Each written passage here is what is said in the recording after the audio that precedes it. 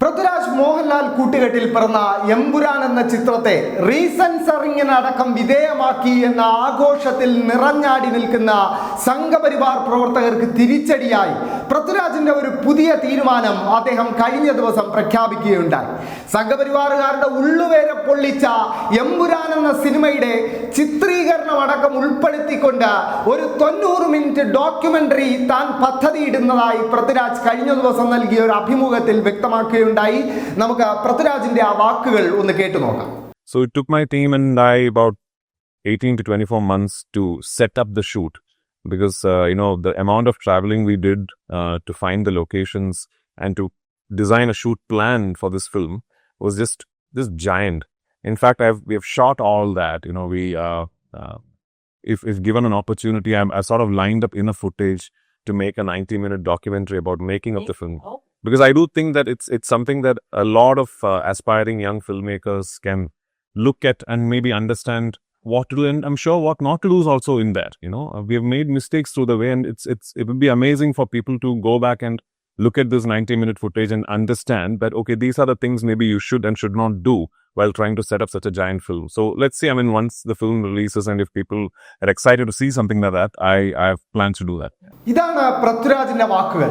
പ്രേക്ഷകർ ആഗ്രഹിക്കുന്നുണ്ടെങ്കിൽ, പ്രേക്ഷകർ അങ്ങനെ ഒരു ആഗ്രഹം പങ്കുവയ്ക്കുകയാണെങ്കിൽ ഒരു 90 മിനിറ്റ് ഡോക്യുമെന്ററിക്ക് വേണ്ട മുഴുവൻ ദൃശ്യങ്ങളും ചിത്രീകരിച്ചു കഴിഞ്ഞു എന്നാണ് പൃഥ്വിരാജ് പറയുന്നത്. എമ്പുരാൻ എന്ന സിനിമയിലെ ആദ്യ ഒരു 5 മിനിറ്റ് രംഗം, ഗുജറാത്ത് കലാപത്തെ പച്ചയായി ചിത്രീകരിക്കുന്ന 5 മിനിറ്റ് രംഗമാണ് സംഘപരിവാർ കേന്ദ്രങ്ങളുടെ ഉള്ളുലച്ചത് എന്ന കാര്യത്തിൽ ആർക്കും സംശയമില്ല. ഗുജറാത്ത് കലാപത്തിലെ യഥാർത്ഥ പ്രതികളുടെ പേരിനോട് സാമ്യമുള്ള പേരുകളുള്ള വില്ലന്മാർ കൂടി സിനിമയിലെത്തിയതോടെ BJP RSS കേന്ദ്രങ്ങളുടെ നിയന്ത്രണം നഷ്ടപ്പെട്ടു എന്ന് തന്നെ പറയാം. സിനിമയിലെ ഒരു പ്രധാന വില്ലൻ, ഗുജറാത്ത് കലാപത്തിന്റെ ഒരു ആസൂത്രകനെ പോലെ ചിത്രീകരിച്ചിരിക്കുന്ന വില്ലന്റെ പേര് ബാബാ ബജ്രംഗി എന്നാണ് സിനിമയിൽ. യഥാർത്ഥത്തിൽ ഗുജറാത്ത് കലാപവുമായി ബന്ധപ്പെട്ട് നടന്ന ഏറ്റവും വലിയ കൂട്ടക്കൊലകളിലൊന്നായ നറോദ പാട്ടിയ കൂട്ടക്കൊല കേസിലെ പ്രതിയുടെ പേരും സമാനമാണ്, ബാബു ബജ്രംഗി അഥവാ ബാബുഭായ് പട്ടേൽ. ആ ബാബു ബജ്രംഗി ഇന്ന് സുപ്രീം കോടതിയുടെ ജാമ്യമടക്കം ലഭിച്ച സുഖജീവിതം സ്വതന്ത്രമായി ജീവിച്ചുകൊണ്ടിരിക്കുകയാണ്. ഈ അവസരത്തിൽ ആ പേരിനെ അടക്കം ഉപയോഗിച്ചുകൊണ്ട് ഗുജറാത്ത് കലാപത്തിൽ നടന്ന ക്രൂരതകൾ ഒരു മടിയുമില്ലാതെ ചിത്രീകരിക്കുന്ന ഒരു ചിത്രമാണ് എമ്പുരാൻ എന്ന് പറയേണ്ടിയിരിക്കുന്നു. ആ എമ്പുരാനിലെ ആദ്യ ദൃശ്യങ്ങൾ സംഘപരിവാറുകാരുടെ ഉള്ള് ഇത്രമാത്രം ഉലച്ചുവെങ്കിൽ ഈ വരുന്ന ഡോക്യുമെന്ററി, ഈ 90 മിനിറ്റ് ഡോക്യുമെന്ററി സംഘപരിവാർ കേന്ദ്രങ്ങളുടെ ഉള്ളുലയ്ക്കും എന്ന കാര്യത്തിൽ സംശയമില്ല. എമ്പുരാൻ സംഘപരിവാറിന്റെ എല്ലാ ബഹിഷ്കരണ ആഹ്വാനങ്ങളെയും തള്ളിക്കൊണ്ട് മലയാളികൾ ഏറ്റെടുത്തു എന്ന കാര്യം ഉറപ്പാണ്.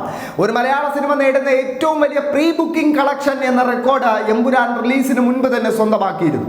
അതിനു പുറമെ ആദ്യ ദിനം ഒരു മലയാള സിനിമ എന്നല്ല, ഒരു സിനിമ തന്നെ കേരളത്തിൽ നേടുന്ന ഏറ്റവും വലിയ തുകയും എമ്പുരാൻ സ്വന്തമാക്കി.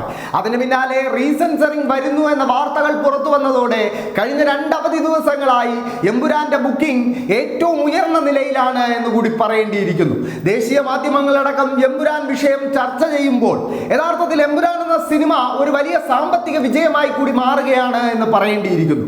എന്തായാലും സംഘപരിവാർ കേന്ദ്രങ്ങൾ പൃഥ്വിരാജ് എന്ന സംവിധായകനെ ലക്ഷ്യമിട്ടാണ് മുഴുവൻ ആക്രമണങ്ങളും നടത്തിക്കൊണ്ടിരിക്കുന്നത്. പൃഥ്വിരാജ് മുൻപ് സ്വീകരിച്ച ചില ശക്തമായ രാഷ്ട്രീയ നിലപാടുകളും ഇതിന് കാരണമായി ഓർഗനൈസറിലെ RSSന്റെ മുഖമാസികയായ ഓർഗനൈസറിലെ ലേഖനമടക്കം ചൂണ്ടിക്കാണിക്കുന്നുണ്ട്.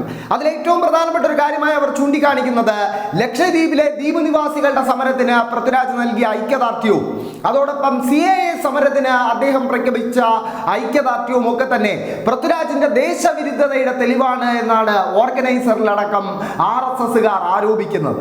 എന്തു തന്നെയായാലും RSSന്റെയും BJPയും ഭയപ്പെടുന്ന, അവർ ഒളിച്ചു വയ്ക്കാൻ ശ്രമിക്കുന്ന ഗുജറാത്ത് കലാപം ഒരു വട്ടം കൂടി പൊതുമധ്യത്തിൽ ചർച്ചയാവാൻ എമ്പുരാൻ എന്ന സിനിമ കാരണമായി എന്ന കാര്യത്തിൽ സംശയമില്ല. എന്തായാലും ഈ 90 മിനിറ്റ് ഡോക്യുമെന്ററി കൂടി പുറത്തിറങ്ങുന്നതോടെ സംഘപരിവാർ കേന്ദ്രങ്ങൾ പൃഥ്വിരാജിനെ അവരുടെ ഏറ്റവും പ്രധാനപ്പെട്ട ശത്രുവായി പ്രഖ്യാപിക്കുമെന്ന കാര്യത്തിലും സംശയമൊന്നും തന്നെയില്ല.